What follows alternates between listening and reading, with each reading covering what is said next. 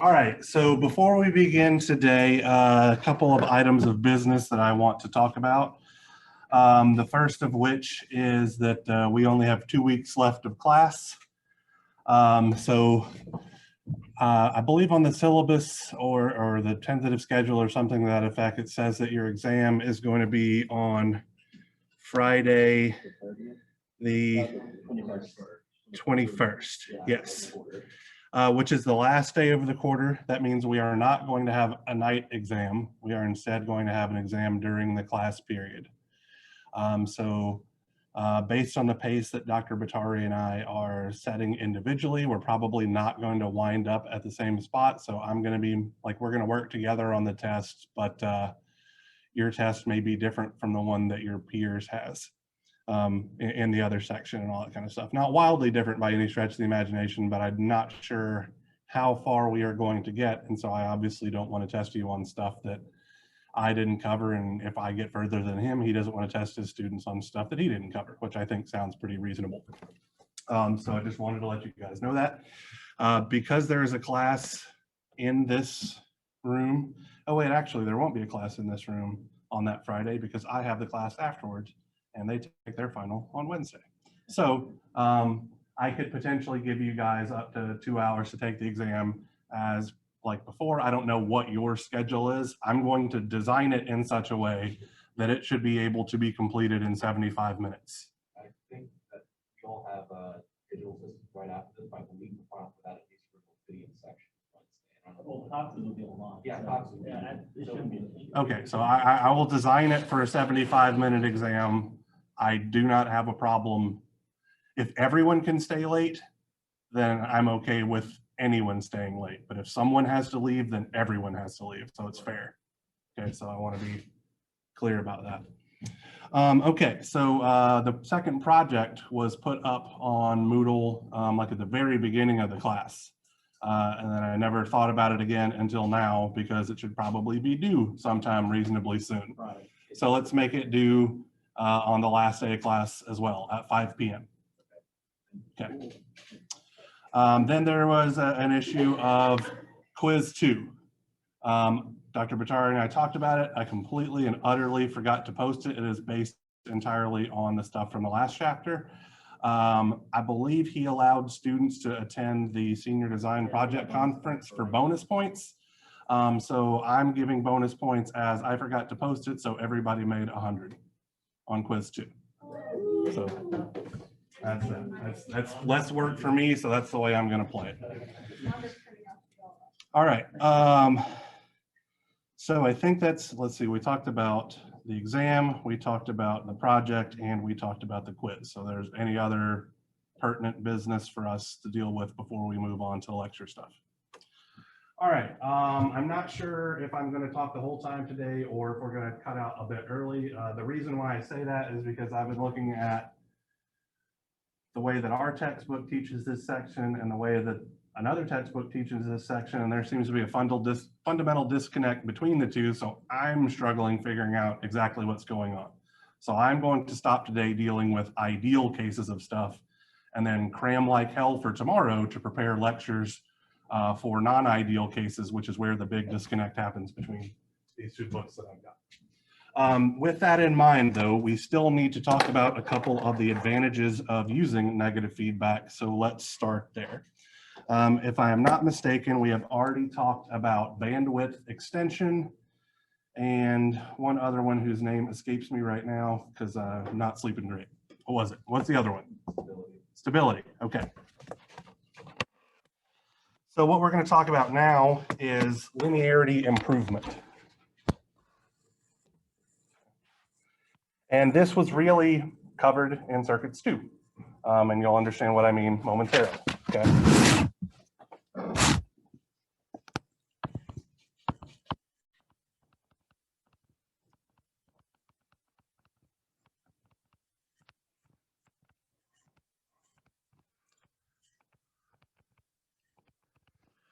So let's say that we have an amplifier with a particular transfer characteristic. Okay, so this is an open loop amplifier.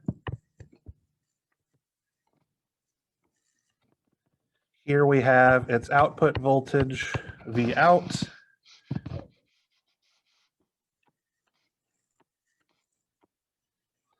And here we have its input voltage, V in. All right, let me throw some units on this bad boy. 1, 2, 3, 4.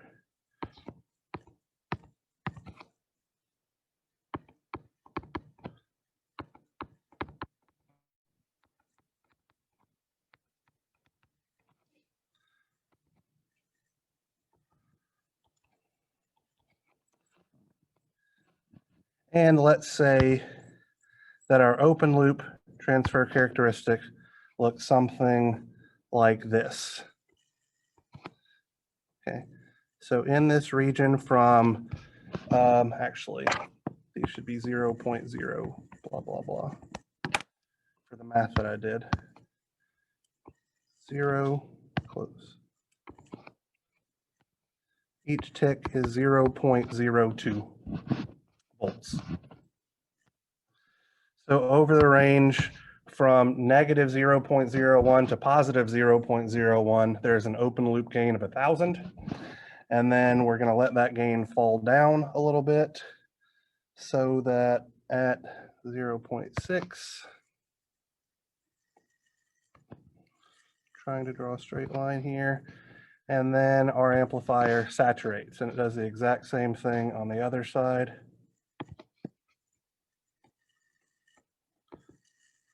Trying to draw a straight line, and then we have some form of saturation. So in this region, our open loop gain again is 1,000, or I take that back, 100. 100 volts per volt, and in this range, we have an open loop gain of 60 volts per volt, and the same thing on the other side as well. If we were to apply negative feedback to this system, what we would observe is something like this, okay? So we would extend the range of linearity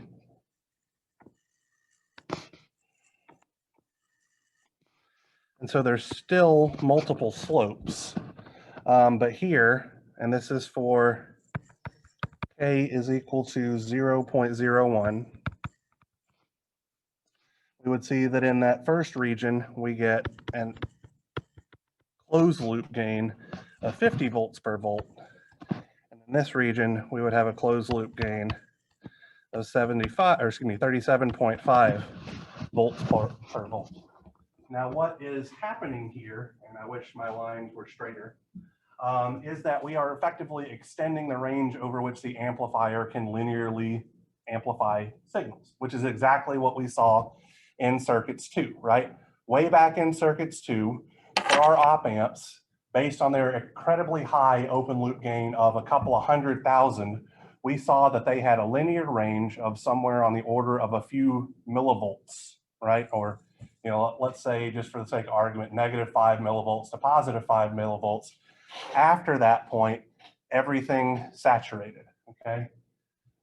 Here, we're extending that range that it's linearly amplifying, and we're extending it here, but if we kept on going, there would be a point at which this amplifier would still saturate. Negative feedback will never fix saturation distortion, because if you divide 0 gain by the feedback factor, you still wind up having 0 gain, right?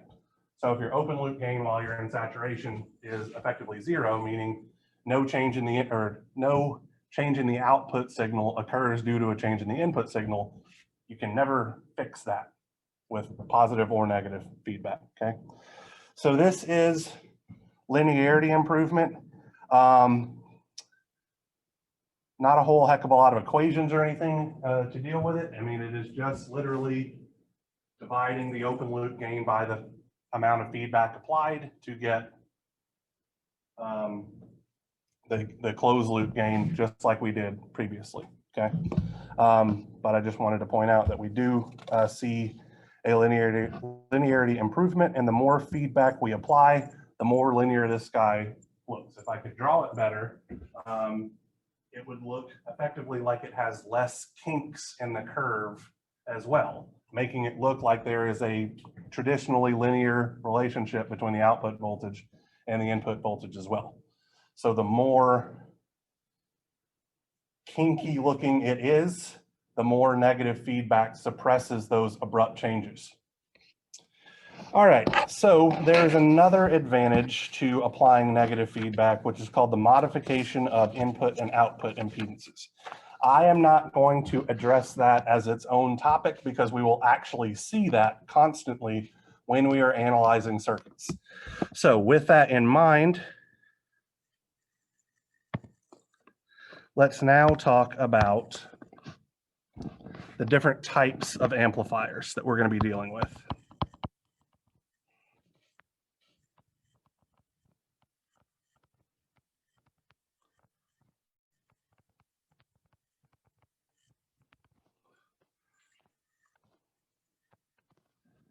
All right. So we're first going to talk about the basic principles of feedback amplification. There are really only three, okay? The first of which is sensing, all right? So if the output signal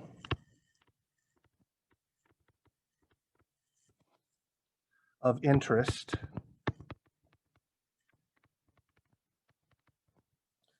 is a voltage,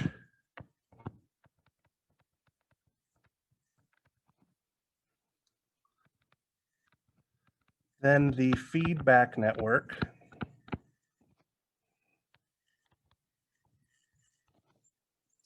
must be connected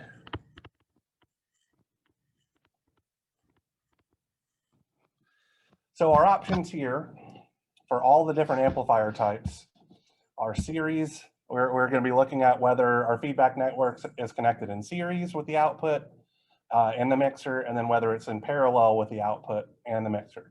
So right now we are talking about sensing. So we're looking at the output side, okay?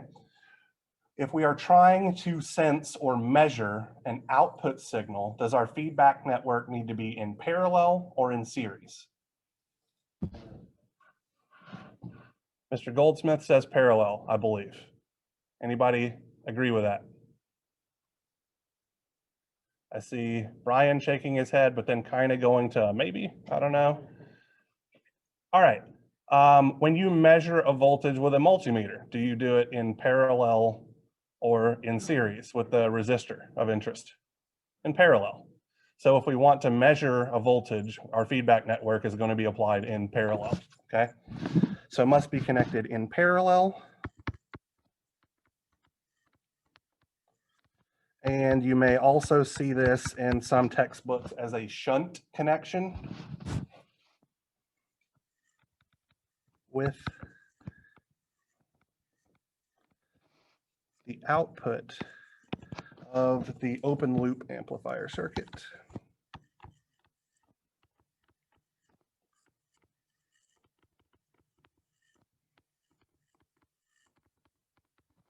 And so what that would look like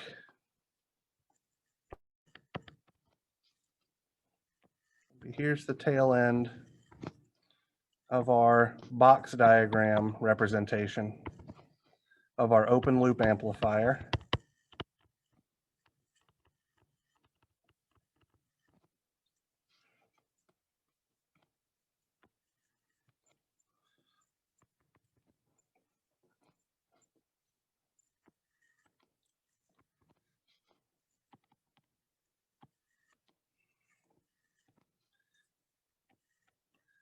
Here's the block diagram representation of our feedback network.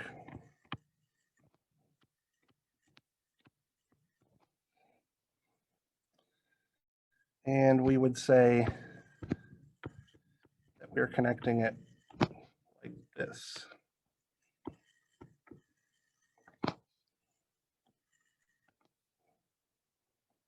Where I'm going to call this, that doesn't look right, port 2 of the feedback network. Have you guys done any network theory or anything like that in any of your classes as of yet? Looking at things as 2-port networks, does that ring a little bit of a bell? A little in circuits 3, okay. The textbook that you're using doesn't use that methodology to look at things, and I find it confusing. The textbook that I like a little better does, but it's also a little confusing. So I'm still on the fence as to whether or not we're going to use it by Wednesday. So just in case, I'm going to introduce a couple of things today. Won't be the end of the world if we abandon them. All right, so here's our output voltage. And if we were so inclined, we could also look in through this open set of terminals and determine what I'm going to call R naught F, or R out F. So this is the output resistance of our system with feedback included, which is going to differ from the output resistance if we were just looking at the open loop circuit, obviously. Well, not obviously, if the feedback network happens to load the system, which would be a non-ideal case. Anyway. If instead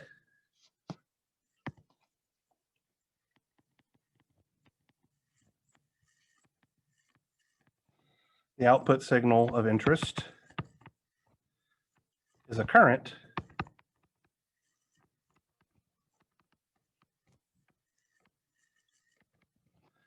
the feedback network must be connected in series.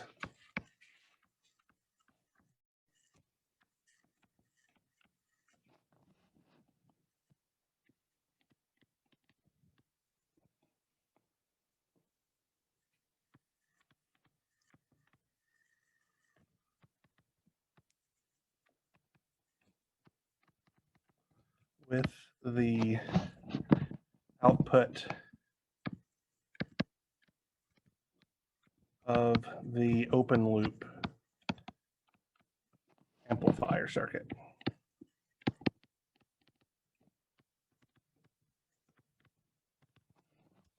And so that would look something like this.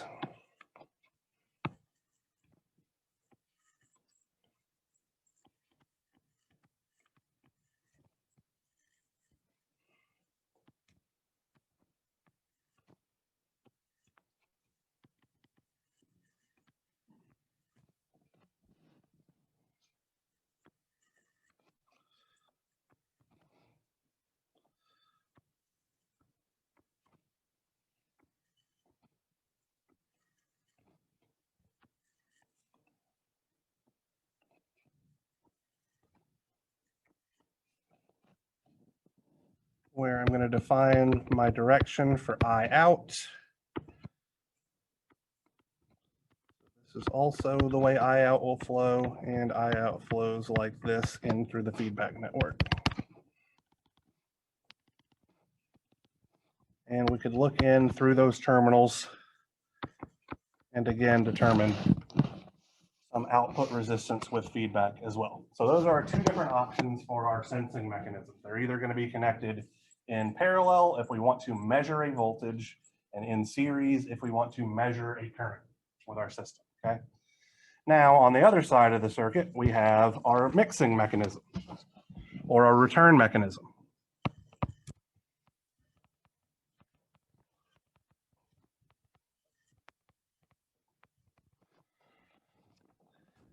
So if the input signal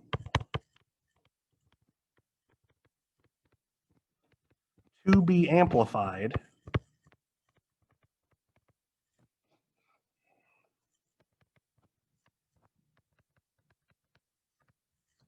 is a voltage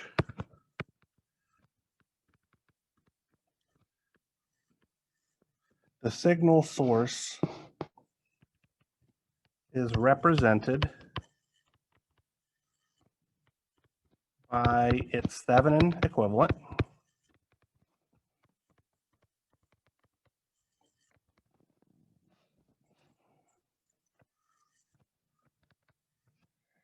And the feedback signal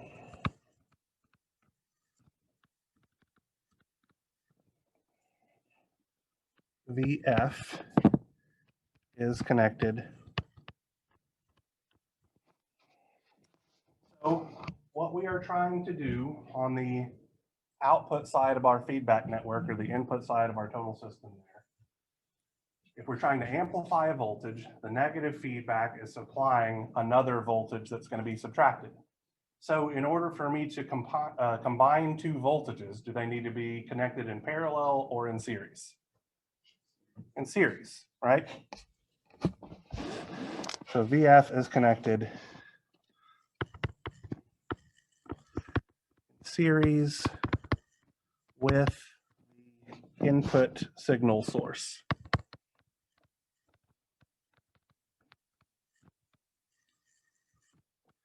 V sub S.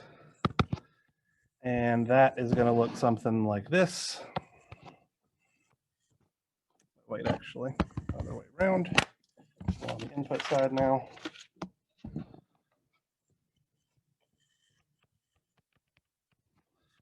So here's VS.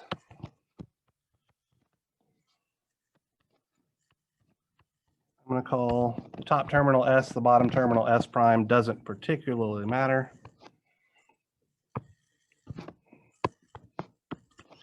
Here's our open loop amplifier.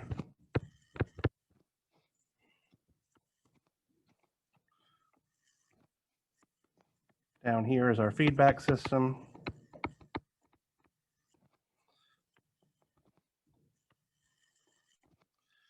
And so this is my series connection where I can look at my feedback voltage VF like that. So positive polarity terminal would be here, negative polarity terminal would be here.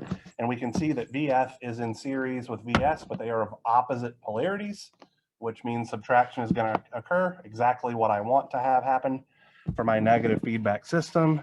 And that combination creates my error signal VI. And for the purposes of computing my input resistance with feedback RIF, I'm also going to define a current II, which is the error current flowing into the network.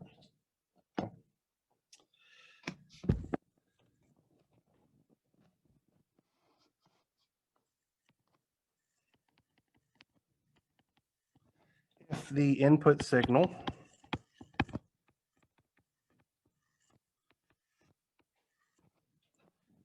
to be amplified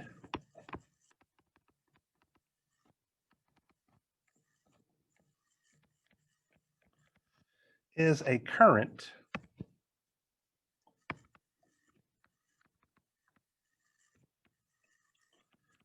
the signal source is represented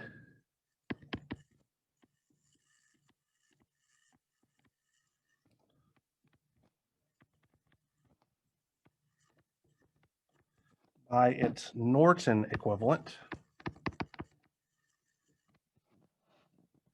and the feedback signal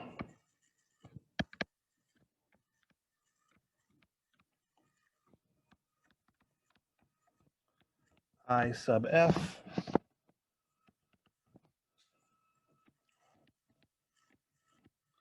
is connected in parallel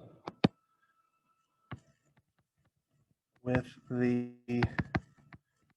input signal source I sub S.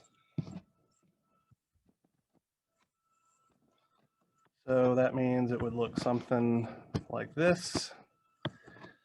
Here is our open loop amplifier.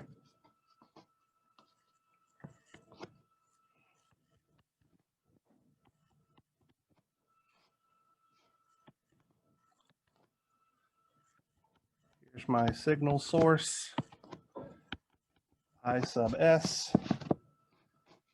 And then down here, my feedback.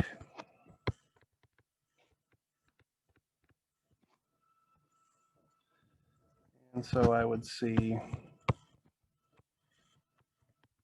a connection that looks something like this, where this current flowing down right here, IF is my feedback signal. Signal. Here's port 1 of my feedback network. Here is my error signal VI,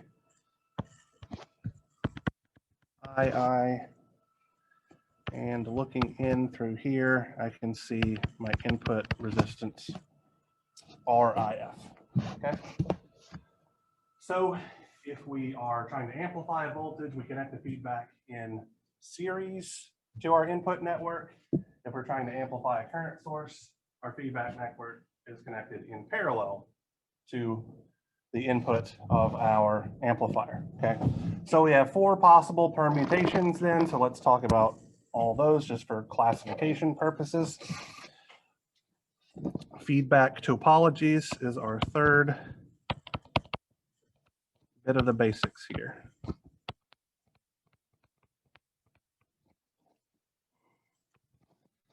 All right, so I'm going to just make a simple table.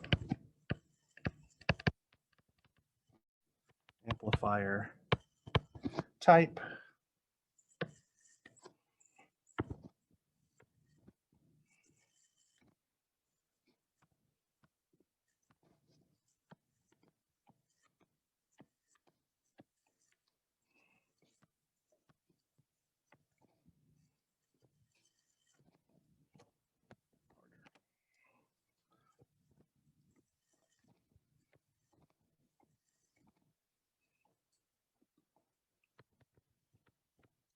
Input, output, and over here we'll do the feedback topology. All right, so let's say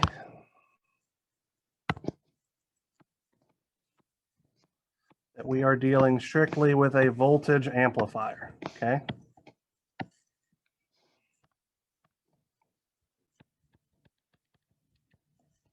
If I have a voltage amplifier, what kind of signal is my input signal?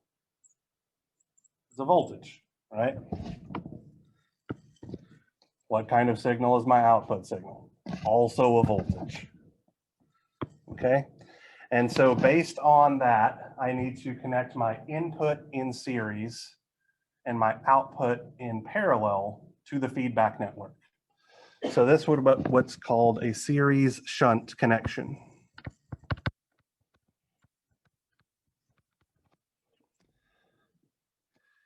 If I have a voltage at my input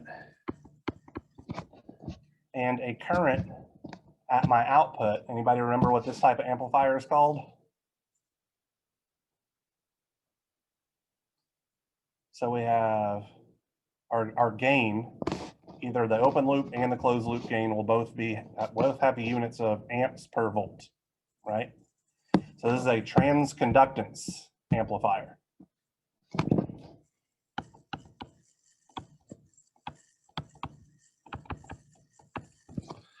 And since we are measuring voltage at the input, we are going to have a series connection. We're measuring voltage, or excuse me, current at the output. That's not how you spell series at all. A series connection. We're amplifying a current signal and measuring a current signal. This is obviously then a current amplifier. So this is going to be shunt series. And our last possible permutation is we're amplifying a current signal and measuring a voltage signal. So this is called a trans resistance or trans impedance amplifier. And this guy has a shunt connection.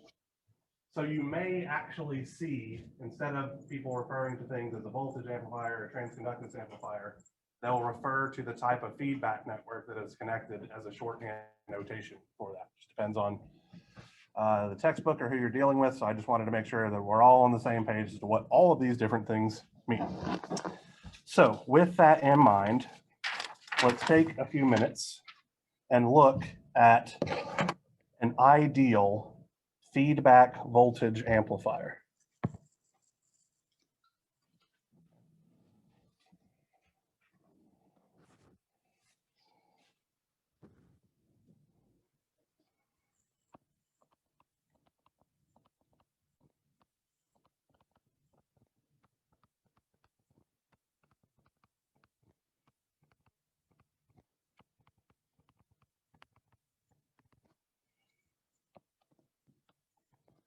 All right, so let's start by defining what I mean by the ideal case, okay?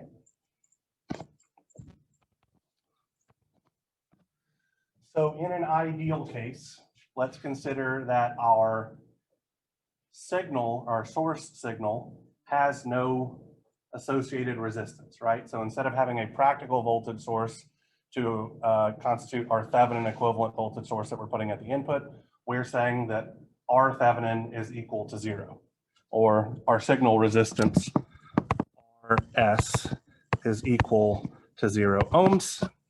Let's also say that we have no load connected whatsoever, meaning that in essence, we have a load resistance of infinity ohms. RL is equal to infinity. And let's assume that our feedback network, so I'm just going to call this our K network, does not load our A1 network. And I'll explain what I mean by that in just a moment. So let me draw this system out, okay? So it's a feedback voltage amplifier, which means we are measuring a voltage, so our output needs to be connected in parallel, and we're amplifying a voltage, which means our input needs to be connected in series, okay? So that's going to look something like this.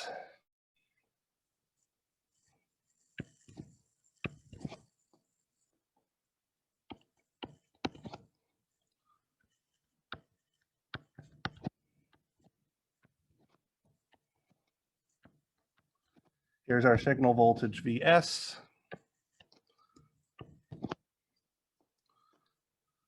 And these terminals represent the input of my open loop amplifier, okay? So instead of drawing some weird transistor circuit or anything like that, I'm just going to draw a basic representative circuit of an open loop amplifier, which is exactly what we did way back in circuits 2 again. So we know it'll have some characteristic input impedance. I'm going to call that Ri. And so my error signal, Vi, is just the voltage drop over that characteristic input impedance. And I'm going to define my current II here.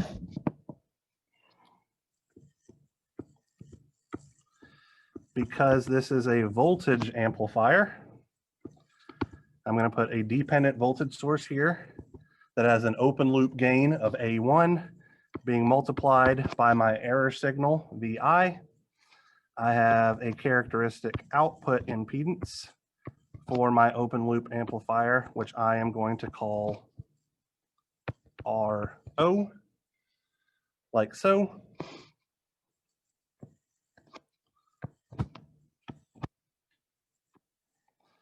And so while I'm at it, I'm going to put a box around this guy, just so that we can keep track of what is meant to be what.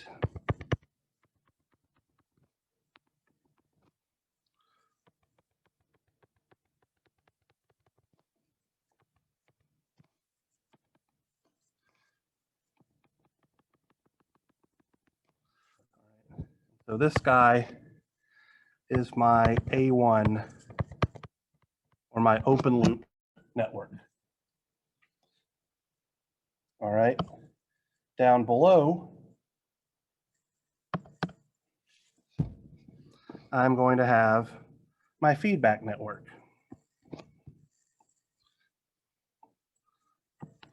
And I'm going to represent this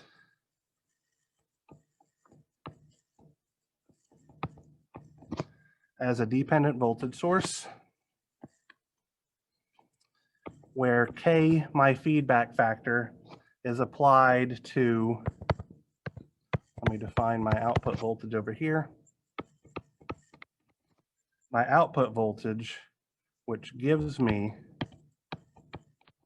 my feedback voltage, which is how we have defined it previously. And then on the other side, because I want it not to load anything, I'm going to have a set of open circuit terminals. Okay. So here is my idealized case for my feedback network.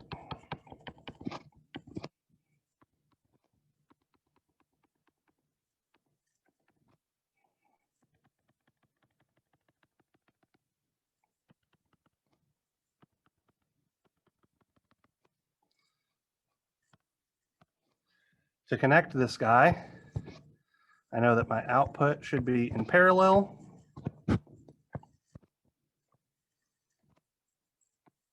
Which means that this voltage inside here is V out. And then I know that my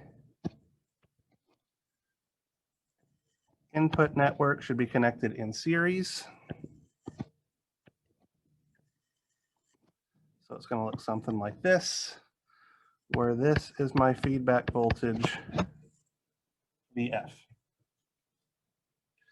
And while I'm at it, I'm going to clearly label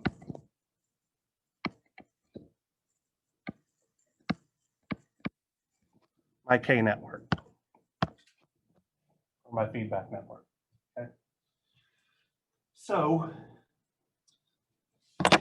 the whole purpose of using this negative feedback system is that we can actually try to reduce this whole big ugly thing into one smaller, idealized version of the A1 network that has a controlled feedback and all that kind of stuff.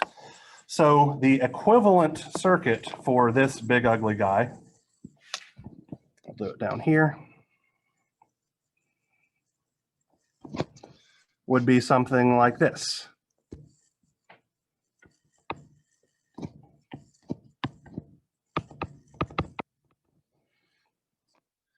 We have our input resistance with feedback.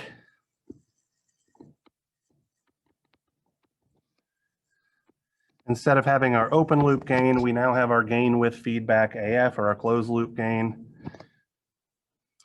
And it's going to be multiplied by our signal VS as opposed to our error. This equivalent amplifier is going to have a characteristic output impedance R naught F. And then here's our output, the out. Here's our input, V sub S. And let's do this guy in purple, just for the sake. Doesn't look very purple.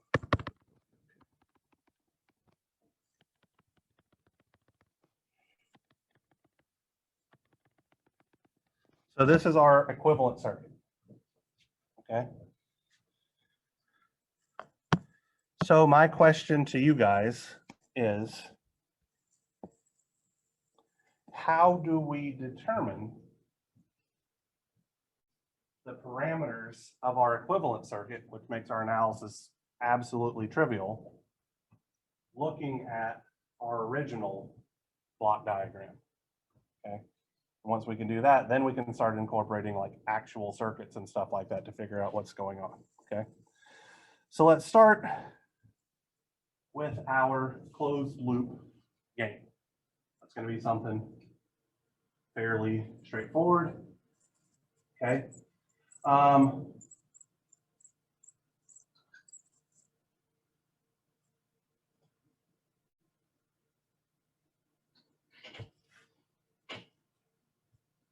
So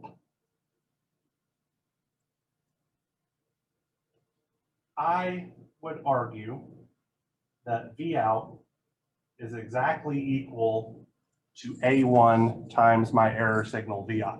Does anybody not agree with that? Unclear of why I'm saying that, by all means, ask.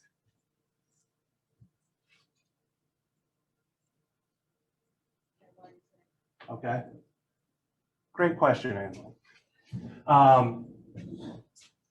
I have an open circuit connected over here on the right-hand side at my output network because I don't have a load resistance. I also have an open circuit network here inside of at the input port of my feedback network, which means that no current can flow down here, no current can flow this way, so there is no current flowing through my resistor R0. So there's no voltage drop over that resistance R0, and therefore V out is exactly equal to A1 times V out. That good? Okay, so let's start there.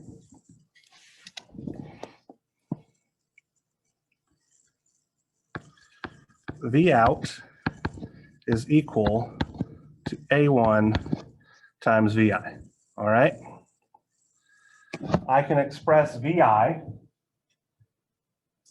as Vs minus Vf, just doing a simple Kirchhoff's voltage law loop around the input. Everybody okay with that?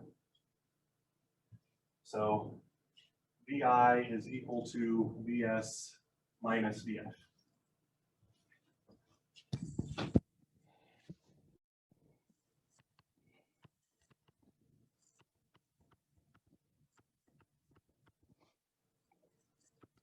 Well, we know that Vf is equal to kV out.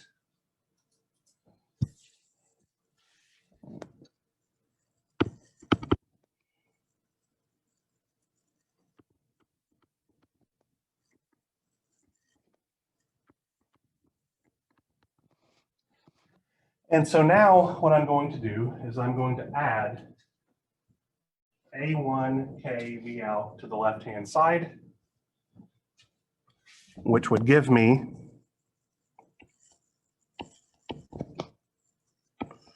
V out multiplied by 1 plus K A1 is equal to A1 times Vs.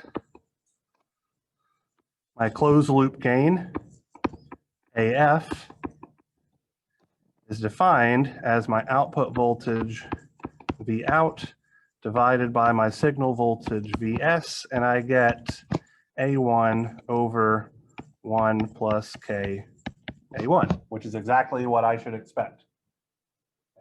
This is going to pop up every time we set these guys up on purpose. If we don't have that, we've made some sort of terrible mistake.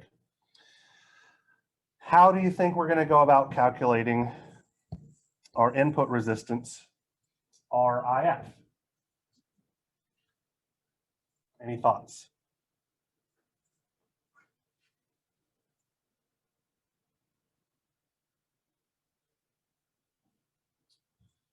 So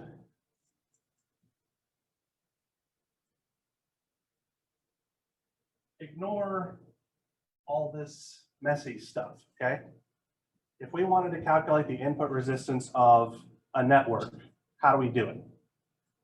We can apply a test source and then measure the current being supplied by the test source, and the ratio of those two quantities gives us our input resistance. And if we applied it at the output, then that was how we would get our output resistance, right? So let's consider Vs to be our test voltage source, which is just our signal. The current being supplied by that test source is the current that I have labeled as I sub I, right? So we really just need to figure out what I sub I is going to be. And we can see pretty easily that I sub I is just going to be my error signal VI divided by RI.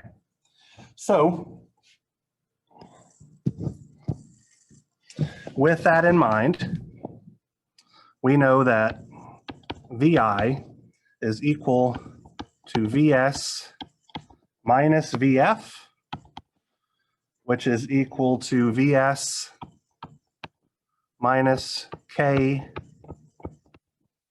times V out, which is equal to Vs minus K A1 times Vi.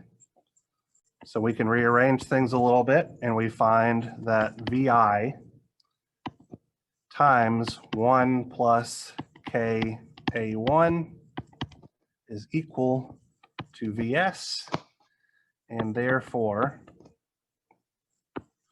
Vi is equal to Vs divided by 1 plus K A1, which is a result we got, I don't know, like a week ago, actually, anyway. Our current I sub I is Vi divided by Ri. And so we have Vs divided by 1 plus K A1 times Ri. And from this guy then, our input resistance with feedback, RIF, will be, by definition, Vs, our test source voltage, divided by I sub I, the current being supplied by our test source, which gives us 1 plus K A1 times Ri. So what does this mean? The input resistance of our open loop amplifier is scaled by a factor of the amount of feedback, okay? So this is why, like when we did an example in circuits 2 with a fixed input impedance of 100 kiloohms, we saw that our input impedance seen by our input signal source was somewhere around like 5 teraohms or something ludicrous like that, okay? So this boosts our input signal by an appreciable amount. The more feedback that we apply, the more the input resistance gets boosted. For particular types of amplifiers, this is a very, very good thing. This is not a consequence of negative feedback in and of itself. This is a consequence of the series mixing that is occurring at the input, okay? What we are going to observe going through these examples is that whenever we have a connection in series, we're going to see that the associated resistance gets boosted. And as we'll show in a couple of minutes, when we have a connection in parallel, it's going to get decreased by that same factor, which happens to be the amount of feedback.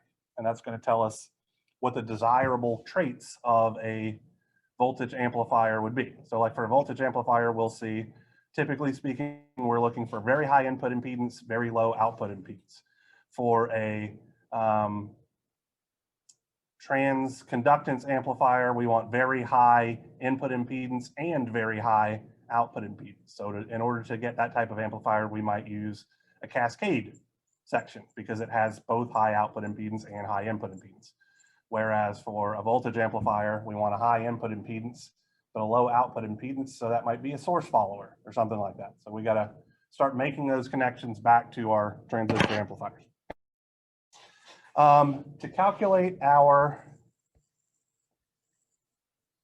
output impedance RIF, so let me draw these in here actually while I'm at it.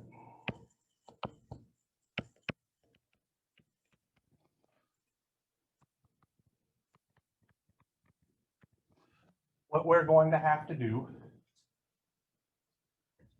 is short circuit Vs and then apply a test voltage source to the right-hand side. So I'm just going to, in a color I haven't used yet, let's do hot pink, explicitly state right now that this is equal to 0 volts, and I'm going to connect a voltage source over here, Vx, and try to figure out what my current Ix is going to be. And then use the relationship between Vx and Ix to get my output impedance. So based on this diagram, any thoughts on how we might figure out what IX is? Not supposed to be a trick question.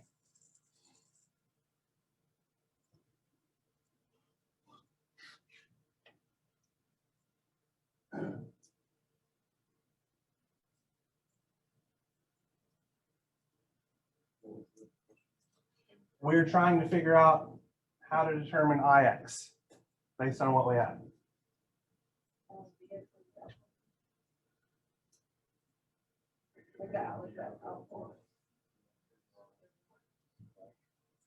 Okay, so let me ask you guys a question.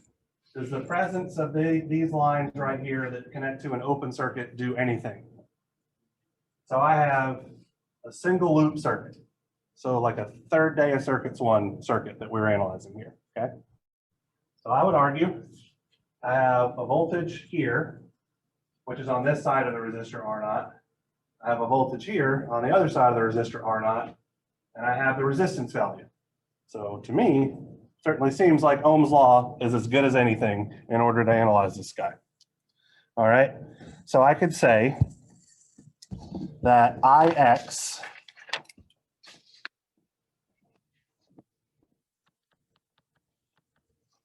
is equal to Vx minus A1 Vi divided by R naught. Let's look at this guy again, just real quick. What is Vi now? Okay, so before we had it as Vs minus Vf, but we know that Vs is equal to 0. So Vi is just negative Vf, which is negative K V out, or V out is just Vx. Did all those little substitutions make sense? I can go through it again if I need to, right? So Vi is negative Vf, so it's negative K V out, or negative K Vx.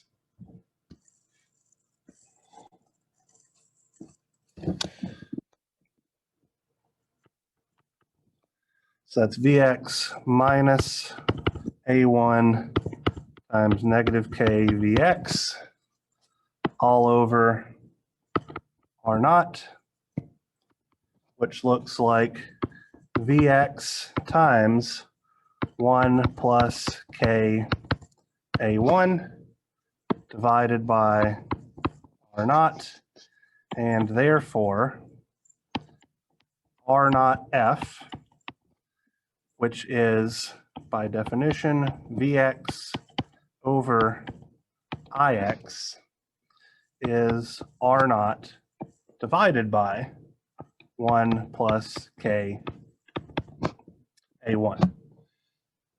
So we can see that our output resistance has been reduced by a factor of the amount of applied feedback, okay? Again, this is not directly a consequence of applying negative feedback.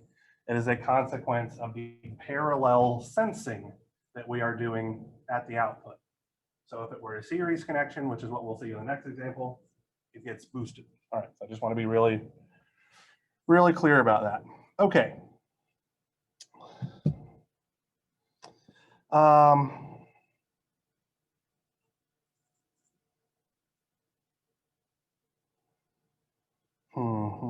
Now I'm trying to think if I want to talk about the practical case of this one or move on to the next ideal one.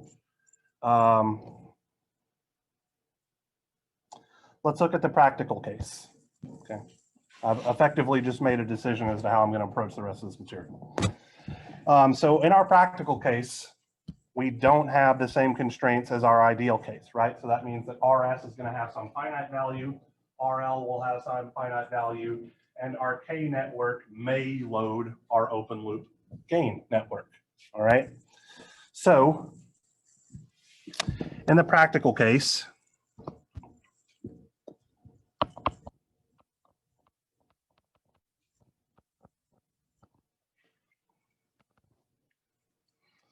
our system is going to look something like this. Make sure I give myself enough room.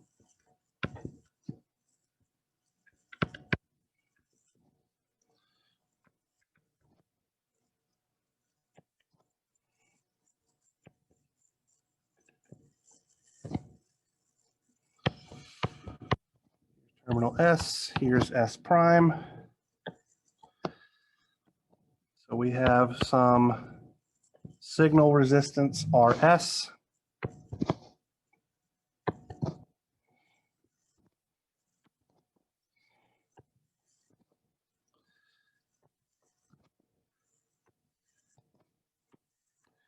Here we have our open loop amplifier circuit.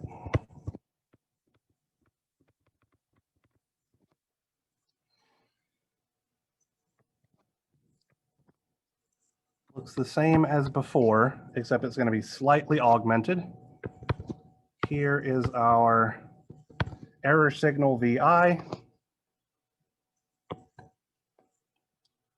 Let's put our feedback network down here.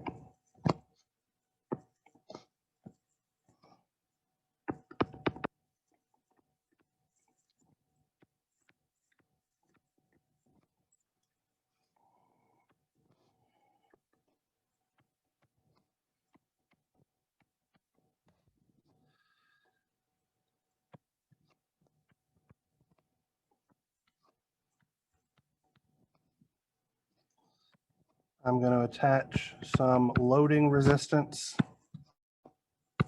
RL, and measure my output voltage across that load resistance. Be out like so. To connect things, I obviously need my feedback network to be connected in parallel.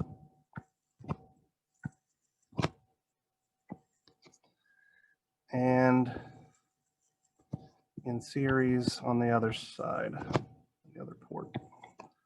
So this is port 1, this is port 2, this is my feedback voltage VF, like so. And I want to define just a couple of things. So if I look in, I'm going to arbitrarily draw an extra set of terminals here just for the sake of argument. If I look in from this point where I'm not my signal resistance, I'm going to see the input resistance with feedback of everything that is attached.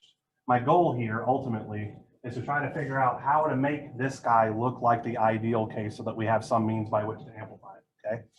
I'm going to define another input resistance, which would be the true input resistance of the system here. So it's literally just this Rin is RIF plus RS, because those two things are connected in series. All right, just want to be clear about that. Then in a similar vein, I can say that my output resistance with feedback is what I get by looking in through those output terminals. But if I wanted the true output resistance of my system without including the effect of having that load resistance connected in parallel, then I just look in past that point where I've connected it. And so I can see, I hope pretty easily, that ROF is just R out in parallel with RL. All right, hopefully we're all on the same page there. So the question of how do we make this circuit look like the ideal structure is actually a little difficult. And the difficulty comes from the fact that the feedback network is now going to be loading the open loop gain network. So we need to figure out a way to account for that, okay? And this is where those two-port network parameters come in. So we are going to say, for this particular system, where port 1 is connected in series and port 2 is connected in parallel, that we are going to have a resistance R11 seen looking into port 1 and a resistance R22 seen looking into port 2, okay? So what I mean by that specifically is our goal in this system is to make it look like this.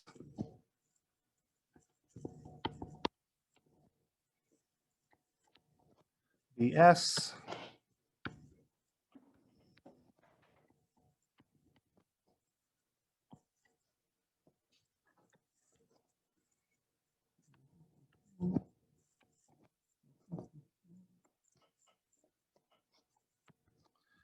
we want to see RS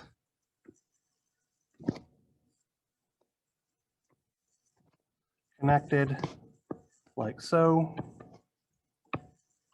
Then we're going to have some resistance R11 that we're going to talk about how to calculate in just a second, connected like so.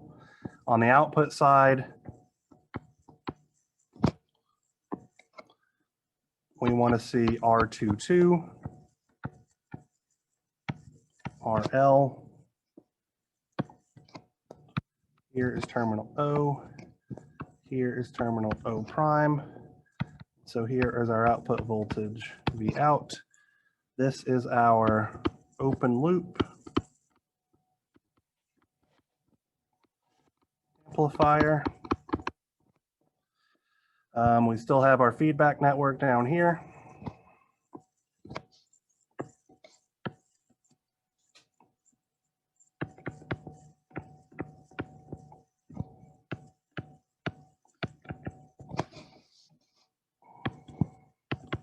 Port 1,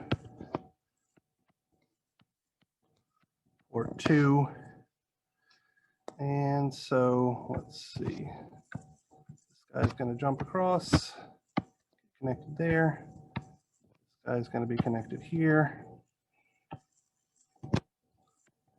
Here's this guy. Here's this guy. So we still have our feedback signal there. And here is our error signal. So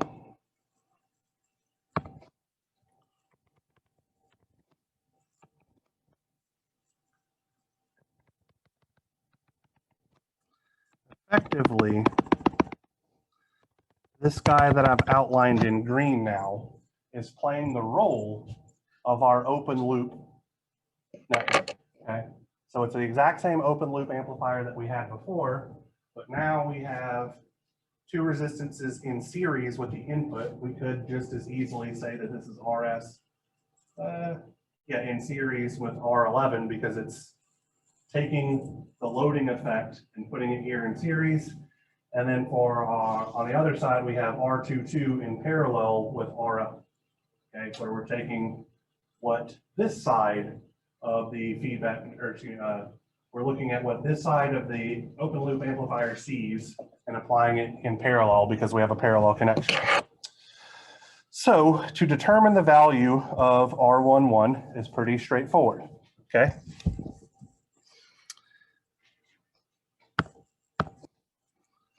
We have our feedback network.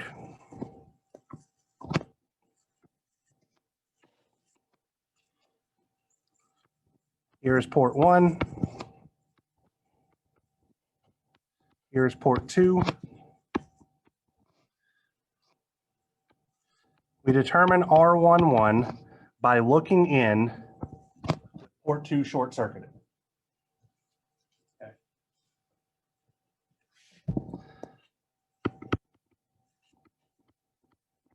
And this is specific to this configuration. I want to be clear about that. So we're not always going to be finding R11 by open circuiting, or excuse me, short circuiting port 2. It's because we are dealing with a series connection at the input and a parallel connection at the output that we are doing it this particular way. R22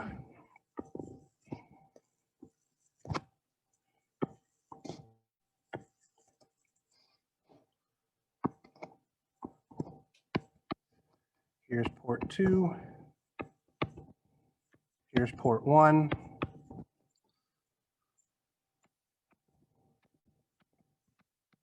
We look into our feedback network.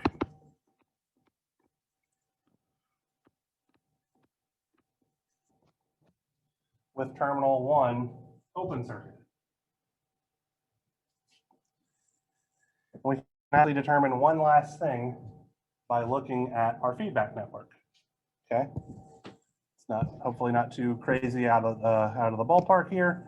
We can figure out what our feedback factor is as well. Okay, so our feedback factor we can determine by looking at our feedback network.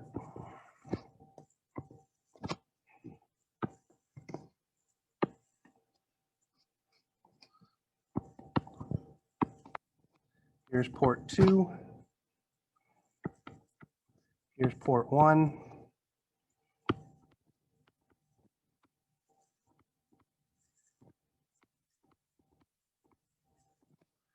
So what we would do is we could apply an arbitrary test source. I'm going to call it the out, and look at the voltage present across these terminals, which I'm going to conveniently call VF because it is the feedback voltage. And we would find that our feedback factor K is simply VF, that is not a V, divided by V out when the current flowing into port 1 is 0.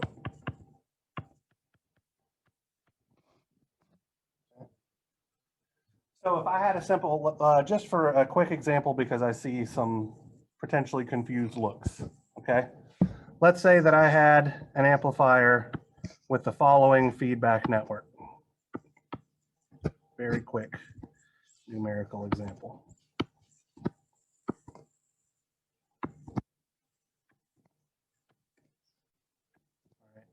Let's call this 1 kilo ohm and 9 kilo ohms. So the left-hand side is port 1, the right-hand side is port 2. So who can tell me what R11 should be? Yeah, 1 in parallel with 9. So that would be 9 over 10 is 900 ohms.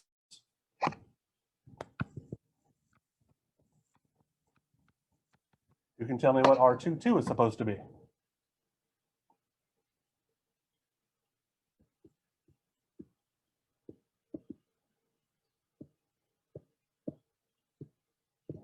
So for R22, we're looking in with port 1 open circuited. So to me, it looks like I see 9 in series with 1, which is just 10.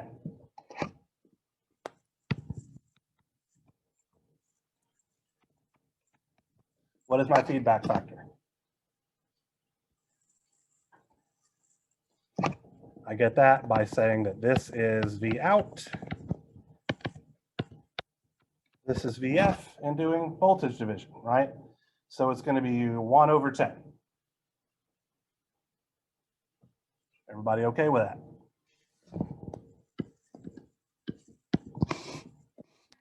That's as difficult as this needs to be. Okay, I know it seems like a bunch of arbitrary weird crap, but if we throw in a simple network that we know how things work, like a resistor, it's really that simple. We could do something similar with capacitors or some combination of capacitors and inductors if we wanted to have a feedback network that was a resonant tank for some reason, but it all is just based on these simple impedance relationships. All right, I ran out of time. So we'll pick this up and look at what our new augmented open loop gain circuit looks like. And then we'll get into actually using this particular model to analyze a transistor circuit where hopefully it'll make things click a little bit better, because right now things are pretty abstract. All right, I will see you guys on Wednesday.